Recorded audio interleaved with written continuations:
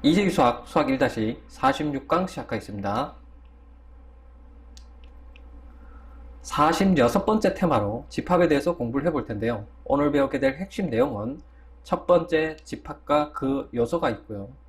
두 번째 부분 집합이 있고요. 세 번째 공통 부분과 합집합이 있고요. 네 번째 전체 집합과 보집합이 있고요. 다섯 번째 드모르간의 법칙이 있습니다. 첫 번째 집합과 그 요소부터 자세히 살펴보도록 하겠습니다. 집합과 그 요소로 넘어왔습니다. 자, 첫 번째 내용 집합과 그 요소인데요. 첫 번째 내용, 자, 집합이라는 내용이 나와 있습니다. 자, 이 집합이란 무엇이냐가 중요한 거죠. 자, 그래서 집합의 개념을 정확히 여러분들이 이해를 하셔야 되겠다라는 건데, 자, 집합이란 어떤 것일까요? 집합은 바로 이렇습니다. 어떤 조건에 적합한 것들의 모임이다 라고 여러분들이 생각하시면 되는데, 어떤 조건에 적합한 것들의 모임? 자, 다시 얘기하면 기준이 명확한 것들의 모임이다, 이렇게 여러분들이 이해하시면 되는데, 잠깐 예를 들어 볼까요? 자, 예를 들면 뭐 5 이하의 자연수 모임이다. 자, 5 이하의 자연수 모임이다 라고 했을 때 기준이 명확한가요? 5 이하의 자연수라는 개념이 기준이 명확한가요? 기준이 명확하죠. 자, 그래서 5 이하의 자연수다. 그러면 1, 2, 3, 4, 5. 누가 보더라도 그 기준이 명확하기 때문에 우리는 집합이다 라고 얘기할 수 있습니다. 자, 그러나 자, 다른 예를 한번 들어볼까요? 아름다운 산들의 모임이다 라고 했을 때 그 아름다운 산이라는 그 기준이 명확한가요? 명확하지가 않죠. 누가 보더라도 아름다운 산이 되느냐? 아닌 거죠. 자, 어떤 사람은 아름다운 산들의 모임이라고 얘기할 수 있겠지만 어떤 사람이 봤을 때는 아름다운 산들의 모임이 아닐 수도 있잖아요. 그렇죠? 자, 그래서 기준이 명확하지 않은 모임을 우리는 집합으로 다루지 않는다. 자, 다시 얘기하면 기준이 명확한 것들의 모임만 집합으로 다루겠다라고 여러분들이 이해하시면 되겠습니다. 자, 이해되셨죠? 자, 그러면 집합의 뜻을 이해하시고 그 다음 두 번째 요소의 개념을 알아야 되는데, 요소가 뭘까라는 거죠. 요소가 뭘까? 자, 요소가 뭘까? 요소라고 하는 것은 바로 이런 것입니다. 집합을 만드는 각각의 것들이다, 이렇게 얘기하는데, 다시 얘기하면 집합을 이루고 있는 대상 하나하나를 우리는 요소다, 이렇게 얘기합니다. 우리나라 말로 해석하자면 원소다, 이렇게 얘기하는 거죠. 자, 됐나요? 자, 그래서 이 요소의 개념을 여러분들이 머릿속에 정확히 이해하고 있어야 돼요. 자, 예문을 들면 이런 거죠. 자, 집합 안에 1, 2, 3, 4, 5라고 하는 자연수가 들어 있습니다. 그 안에 들어있는 1, 2, 3, 4, 5를 우리는 요소다, 이렇게 얘기하는 거죠. 자, 됐죠? 자, 집합이란 무엇이고 그 다음에 요소란 무엇인지에 대해서 살펴봤습니다. 자, 됐죠? 자, 그 다음 세 번째 내용으로 넘어가 보도록 하겠습니다. 자, 세 번째 내용은 집합과 요소의 관계는 우리가 어떻게 나타내느냐라는 건데요. 자, 집합과 요소의 관계를 어떻게 나타낼까? 자, 여기에 선생님이 A라는 집합을 이렇게 표현해 놨습니다. 자, 여기 안에 1, 2, 3, 4, 5라고 하는 자연수들이 들어있죠. 이 5 이하의 자연수들이 바로 요소가 되겠죠. 그렇죠? 그러면 이 1이라는 요소와 A라는 집합과의 관계를 기호로 어떻게 나타내느냐가 중요하죠. 그렇죠? 자, 그래서 요소와 집합과의 관계를 우리는 이렇게 기호로 나타냅니다. 됐나요? 자, 그래서 이런 A의 원소이다 또는 요소이다, 이렇게 얘기하는 거예요. 됐죠? 자, 기호 쓰는 거 머릿속에 기억하시고요. 2는 또 A의 뭡니까? 요소이다, 이렇게 얘기하는 거죠. 됐죠? 자, 그 다음에 7과 A의 관계는 7이 여기 집합 안에 들어있지 않잖아요. 그렇죠? 자, 그래서 7은 A의 요소가 아니다를 이렇게 기호로 표현하는 거죠. 자, 됐습니까? 자, 그래서 요소와 집합과의 관계를 기호로 어떻게 나타내는지에 대해서 여러분들이 뭐냐면 정확히 이해하고 있어야 되겠습니다. 자, 됐죠? 자, 그 다음에 네 번째, 집합의 표현인데요. 집합의 표현. 자, 집합을 어떻게 나타낼 것이냐인데, 집합을 어떻게 나타낼 것이냐. 자, 집합을 어떻게 나타낼 것이냐. 이게 중요한 건데, 집합을 나타내는 방법에는, 자, 조건제시법과 원소나열법이 있습니다. 자, 원소나열법은 여러분들이 잘 알다시피, 자, 예문을 통해서 보면은, 자, A라는 집합을 이렇게 원소들을 하나씩 하나씩 일일이 다 써는 것을 우리는 원소나열법이다라고 이렇게 알고 있죠. 그쵸? 자, 이해됐습니까? 자, 원소나열법은 원소, 즉 요소 하나하나를 일일이 다 집합 안에다가 나열하는 것을 우리는 원소나열법이다. 이렇게 얘기합니다. 요소나열법이 되겠죠. 자, 그 다음 조건제시법인데요. 조건제시법은 우리가 어떻게 표현하냐면, 자, A라는 집합을 이렇게 나타냅니다.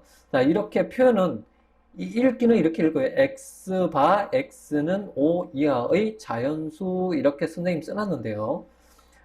이 원소나열법으로 나타냈을 때, 1, 2, 3, 4, 5라는 이 자연수를 이와 같이 씁니다. X 바하고 X는 O 이하의 자연수, 이렇게 쓰는데요. 여기 앞에 이것을 바라고 읽습니다. 바 앞에 x는 a의 원소다라고 하는 것을 표현하는 거고요. a의 원소다.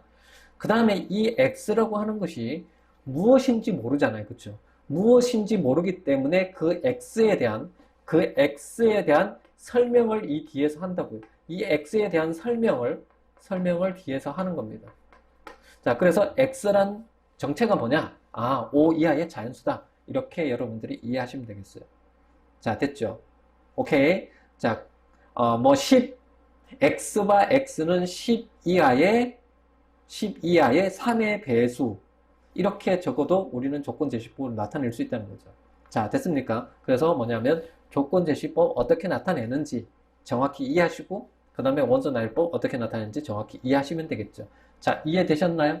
자, 캐릭터가, 이해됐구나. 그렇게 해야 되는 거죠. 자, 그 다음에 5번째 공집합. 자, 공집합은 또 무엇이냐라는 거죠. 공집합. 자, 공집합은 뭐냐? 공집합은 바로 요소가 한 개도 없는 집합을 공집합이다. 이렇게 얘기하는 겁니다. 자, 요소가 하나도 없어야 돼요. 됐죠? 자, 그리고 기호로 이렇게 나타냅니다.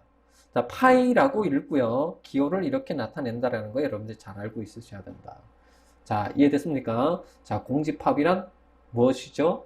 바로 원소가 하나도 없는 집합을 공집합이다. 이렇게 정리하시면 되겠네요. 그쵸? 자, 캐릭터가, 이해됐군. 그렇게 되는 겁니다. 자, 그 다음에, 그 다음 내용으로 우리가 이제 두 번째, 부분집합이라는 개념에 대해서 살펴볼 텐데요. 자, 부분집합으로 들어가서 자세히 살펴보도록 하겠습니다. 부분집합으로 넘어왔습니다. 자, 두 번째 내용으로 부분집합인데요. 자, 부분집합이란 뭘까라고 얘기했을 때, 자, 부분집합이란, 자, 이렇습니다. 자, X가 A에 속하는 것은 X가 B에도 속할 때 A를 B의 부분집합, 이렇게 얘기하는 거죠. 자, 쉽게 얘기해서 A에 들어있는 요소가 모두 B에 속할 때 우리는 A를 B의 부분집합이다. 이렇게 얘기합니다. 자, 됐나요? 자, 그래서 표현은 우리가 이렇게 얘기합니다. A에 속하는 요소가 B에 모두 속할 때 A는 B의 부분집합을 이렇게 기호로 나타냅니다.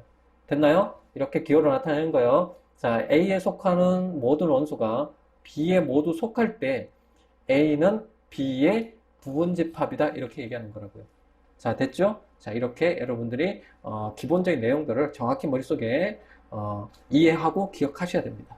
자, 예문을 하나 들어볼게요. 자, A는 1, 2라는 원소를 가지고 있죠. 자, B는 1, 2, 3이라는 원소를 가지고 있습니다. 그러면 A에 들어있는 요소 2라고 2가 B에 모두 들어있죠. 자, 그래서 우리는 뭐야? A가 B의 부분집합이다. 이렇게 표현한다고요. 자, 됐죠? 자, 그래서 정확히 이해하시고. 자, 우리가 참고로 좀 기억해야 될 것들이 있는데, 첫 번째가 진부분집합입니다. 진부분집합. 자, 진부분집합은 뭐냐면, A가 B의 부분 집합이지만 A와 B가 같지 않을 때, A와 B가 같지 않을 때 A를 B의 진부분 집합이다 이렇게 얘기하는 거죠. 자, 됐나요? A가 B의 부분 집합이긴 하지만 같지는 않다. 됐죠? 이해됐습니까? 자, 선생님이 간단히 예를 한번 들어볼게요. 이런 얘기입니다. 자, A가 1하고 2라는 원소를 가지고 있는 집합이라고 해볼게요. 그러면 이거의 부분 집합들을 우리가 일일이 나타낼 수가 있어요. 1이라는 원소를 가지고 있는 집합, 2라는 원소를 가지고 있는 집합, 그 다음에 1하고 2를 동시에 가지고 있는 집합. 그럼 또 뭐가 있을까요? 공집합 이렇게 있거든요. 그래서 자, A의 부분 집합들은 총 4개가 있는 거예요. 총 4개가 있는데, 얘네들이 다 부분 집합인데, 진부분 집합은 어떻게 되는 거냐 하면, 이 1하고 2는 1, 2를 가지고 있는 이 집합은 A와 같죠. 그렇기 때문에 얘를 제외한 나머지 부분 집합을 우리는 진부분 집합이다. 이렇게 얘기한다고요. 자, 이해됐습니까? 자, 이렇게 여러분들이 진부분 집합을 정확히 이해하시고, 그 다음에 또 참고로 알아둬야 될 것이, 자, 자기 자신은 자기 자신의 부분 집합이 될 수 있고요. 그 다음에 공집합은 모든 집합의 부분 집합이다라는 것까지 여러분들이 좀 잘 정리해 놓으실 필요가 있겠습니다. 자, 됐나요? 이렇게 참고해야 될 내용들도 여러분들이 좀 기억해 두시면 좋겠습니다. 자, 되셨죠? 자, 그러면 세 번째 내용인 공통부분과 합집합에 대해서 자세히 살펴보도록 하겠습니다. 공통부분과 합집합을 넘어왔습니다. 자, 세 번째 내용으로 공통부분과 합집합인데요. 자, 첫 번째 공통부분이란 무엇일까입니다. 자, 공통부분이란 무엇일까? 공통부분이 무엇일까라고 우리가 묻는다면 자, 칠판에 선생님이 벤 다이어그램을 그려놨죠. 자, 벤 다이어그램을 그려놨는데 공통부분은 바로 여기입니다. 자, 색칠되어 있는 이 부분이 바로 A와 B의 공통부분인데 A라는 집합과 B라는 집합의 공통부분을 다음과 같은 기호로 나타냅니다. 자, 이해되셨죠? 자, 그래서 A와 B의 공통부분 이렇게 얘기하면 됩니다. 됐나요? 자, 그리고 참고로 이쪽 여기 이 부분이 A 교집합 B의 여집합 이렇게 표현하거든요. 요거는 좀 이따가 선생님이 보집합이라고 설명을 드릴 겁니다. 자, 그래서 뭐냐면 이 선생님이 빗금 칠한 부분이 이와 같은 부분이다라는 거 여러분들이 좀 참고해 주시고요. 그 다음에 이쪽에 빗금 친 부분이 B교집합, 그 다음에 A의 보집합 이렇게 되는 건데 보집합에 대해서는 선생님이 조금 이따가 다시 설명할 겁니다. 자, 그래서 여기 위에 B라는 집합 위에 이렇게 바가 씌워져 있죠. A라는 집합 위에 바라는 것이 씌워져 있는데 이것을 우리는 보집합, 일본 용어로 보집합이라고 얘기하고요. 한국 용어로는 여집합 이렇게 얘기합니다. 아시겠죠? 조금 이따가 보집합에 대해서 다시 설명드리도록 하겠습니다. 참고로 이렇게 나타낸다는 거 여러분들이 이쪽 빗금친 부분을 이렇게 나타내고 이쪽 빗금친 부분을 이렇게 나타낸다는 것을 참고상으로 여러분들 알아두시기 바랍니다. 자, 그래서 공통부분이란 뭐다? A와 B의 공통부분, 한국 용어로 교집합 이렇게 얘기합니다. 일본 용어로는 공통부분 이렇게 얘기하고요. 자, 그래서 예문을 한번 들어보도록 하겠습니다.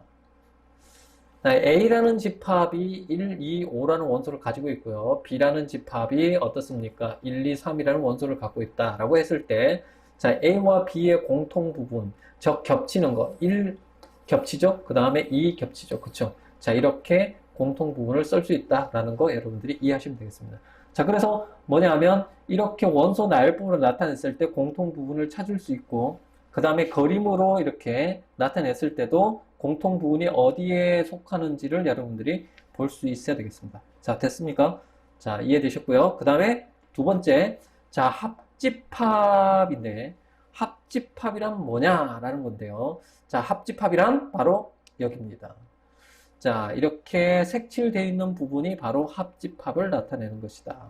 됐죠? 그래서 A와 B의 합집합 이렇게 얘기하는 거죠. 자, 됐죠? 기호로 나타낸 거 잘 보시고요.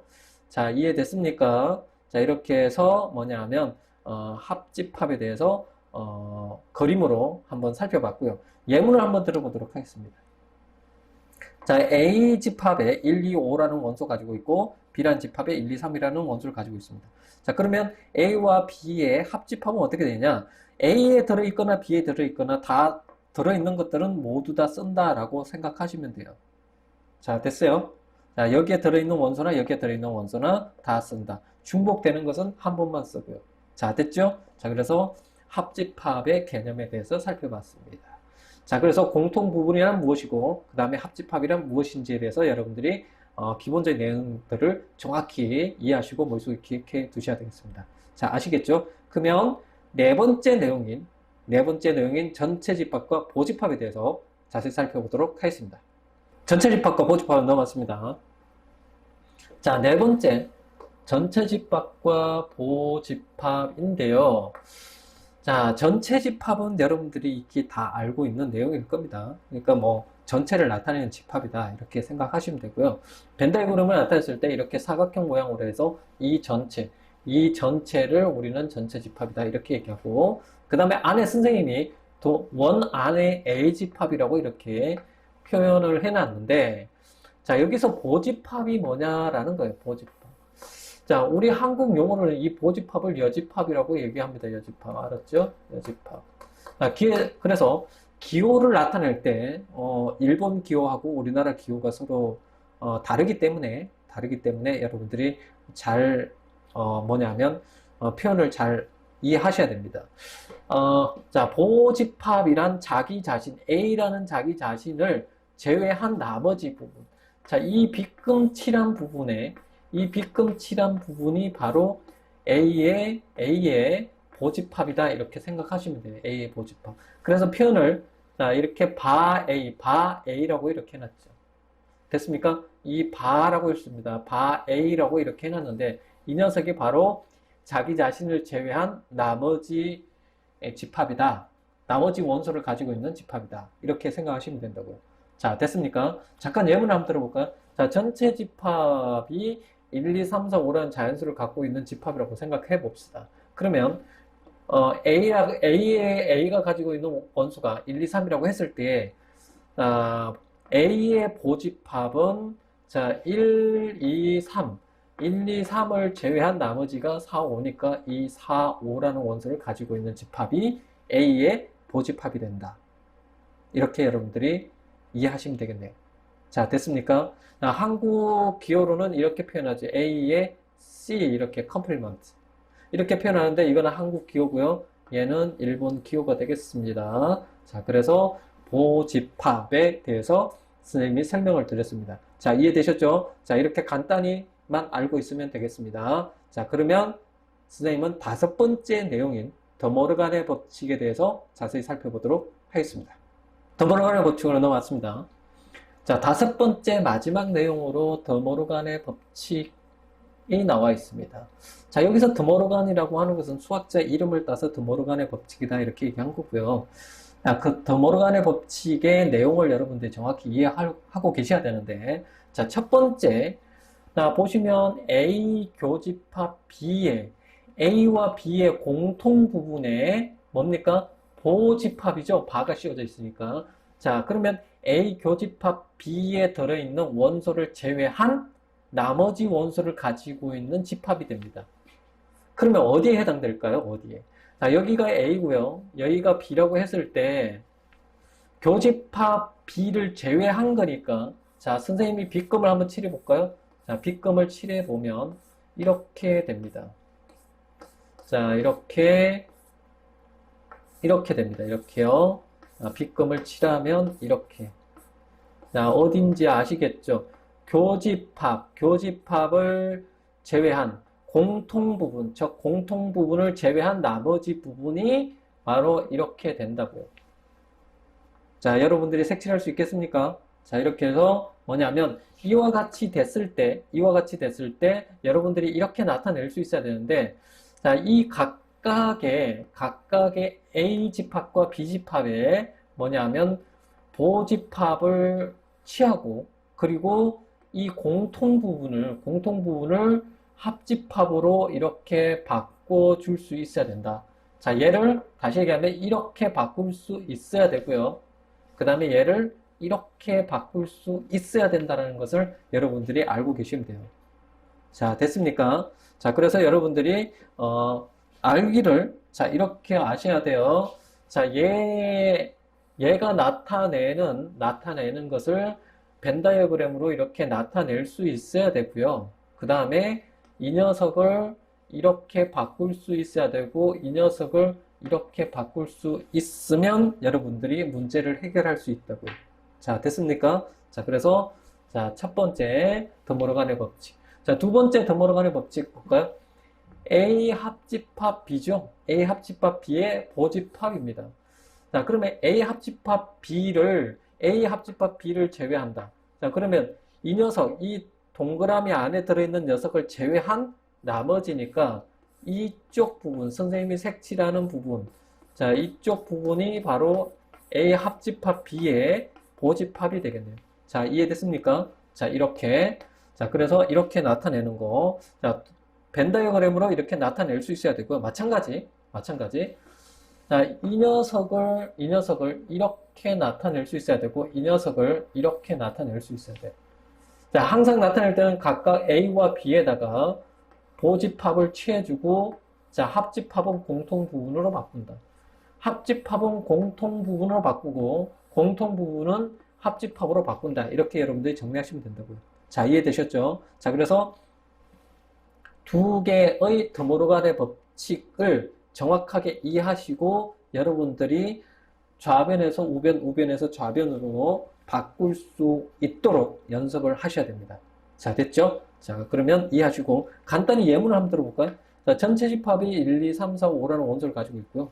B라는 집합은 1, 2, 3이라는 원소를 갖고 있고 B라는 집합은 3, 4라는 원소를 가지고 있다라고 했을 때, 자, A 공통 부분 B의 보집합의 원소는 어떻게 되느냐? 자, 공통 부분은 어떻게 될까요? 공통 부분. A와 B의 공통 부분은 3이 되죠. 됐습니까? A와 B의 공통 부분은 이렇게 3이 된다고요. 3. 그러면 3을 제외한 나머지니까, 얘가 3을 제외한 나머지니까 1, 2, 4, 5 이렇게 쓰면 되죠. 됐죠? 자, 그 다음에 A 합집합 B의 보집합의 원소는 어떻게 되냐? A 합집합 B는 어떻게 되죠? A 합집합 B. A 합집합 B는 어떻게 돼요? 1, 2, 3, 4죠. 1, 2, 3, 4니까 얘를 제외한, 그러니까 1, 2, 3, 4, 1, 2, 3, 4를 제외한 나머지니까 5라는 원소를 가지고 있는 집합이 자, 이 보집합이 되는 거죠. 자, 됐습니까? 자, 그래서 오늘 내용 다시 한번 정리를 해 볼까요? 자, 첫 번째 뭡니까? 집합과 그 요소에 대해서 배웠고요. 그 다음에 두 번째 부분 집합에 대해서 배웠고, 세 번째 공통 부분과 합집합에 대해서 배웠고요. 네 번째 전체 집합과 보집합에 대해서 배웠고, 다섯 번째 마지막으로 드모르간의 법칙에 대해서 배워봤습니다. 자, 여러분들이 기본적인 내용들을 정확히 이해하고 머릿속에 정리하는 게 중요합니다. 물론 어려운 문제를 푸는 것도 중요하긴 하지만 어려운 문제를 푸는 것보다는 기본적인 내용들을 잘 정리해 놓고 기본적인 문제들을 풀 수 있는 정도면 얼마든지 여러분들이 시험장에서 응용할 수 있다는 것을 명심하시기 바랍니다. 아시겠죠? 자, 그래서 이렇게 정리를 해봤고요. 선생님은 다음 시간에 더 좋은 강의로 또 찾아뵙도록 할 테니까 여러분들 주어진 시간 동안에 최선을 다해서 열심히 공부하시기 바랍니다. 자, 수고하셨습니다.